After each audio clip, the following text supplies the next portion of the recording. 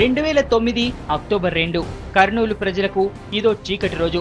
తుంగభద్ర, హంద్రి, వక్కెర, చామ, కందు నదులు ఒక్కసారిగా విరుచుకుపడ్డాయి. ఇళ్లు వాకిళ్లు ఏకమయ్యాయి. కర్నూలుతో పాటు చుట్టుపక్కల పల్లెలను వరదలు ముంచెత్తాయి. జల ప్రళయానికి ప్రాణాలు అరచేతిలో పెట్టుకుని చెట్టుకొకరు పుట్టకొకరు పారిపోయారు జనం.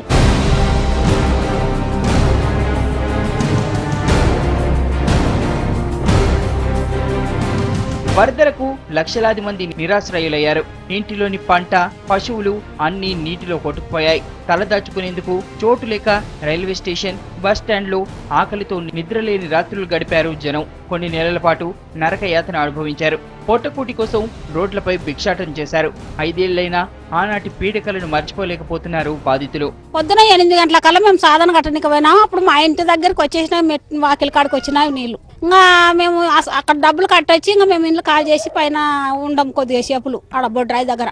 అక్కడ ఉన్నాక ఇక్కడ పూర్తి వచ్చేసామమ్మ పైకి, మీరు ఎక్కడన్నా ఓండి కొంచెము అని అంటే ఇంకా జిల్లా కొట్ల పోయి అక్కడ ఉన్నాం. నీళ్ళు వస్తూనే ఉండవి. ఇంకా కాకపోతే అన్నం వల్లే అసలు సార్ 2 రోజులు అన్నం లేకుండా ఉన్నాం. పిల్లలు ఏడ్సా, తల్లులు ఏడ్సా, ఇంకా వద్దులే మా గోడు ఎవరికి చెప్పుకోలేము. వరద బీభత్సానికి ఇళ్లలో పెద్ద ఎత్తున బురద పేరుకుపోయింది. నీరు తగ్గినా ఇళ్లలోకి వెళ్లలేని పరిస్థితి. 5 ఏళ్లైనా పునరావాసం పనులు పూర్తి కాలేదు.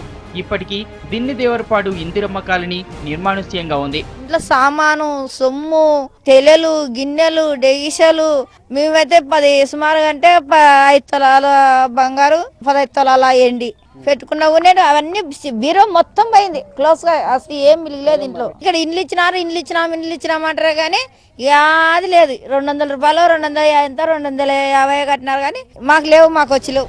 బాధితులను ఆదుకోవాల్సిన ప్రభుత్వం అరకొర సౌకర్యాలు కల్పించి చేతులు దులుపుకుంది. నేతల హామీలు నీటి మూటలయ్యాయి. స్వచ్ఛంద సంస్థలు, దాతలు, ఇతర జిల్లాల ప్రజలు బాధితులను ఆదుకున్నారు, హక్కున చేర్చుకున్నారు.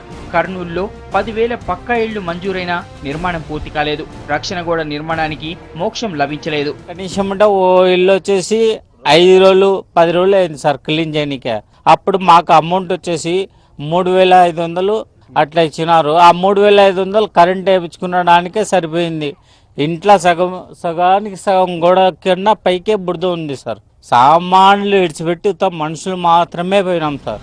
సర్కారు తీరుపై మండిపడుతున్నారు వరద బాధితులు. ఇళ్ల స్థలాలు ఇస్తామని మాట తప్పిందని ఆగ్రహం వ్యక్తం చేస్తున్నారు. ఇప్పటికైనా సాయం అందించాలని కోరుతున్నారు.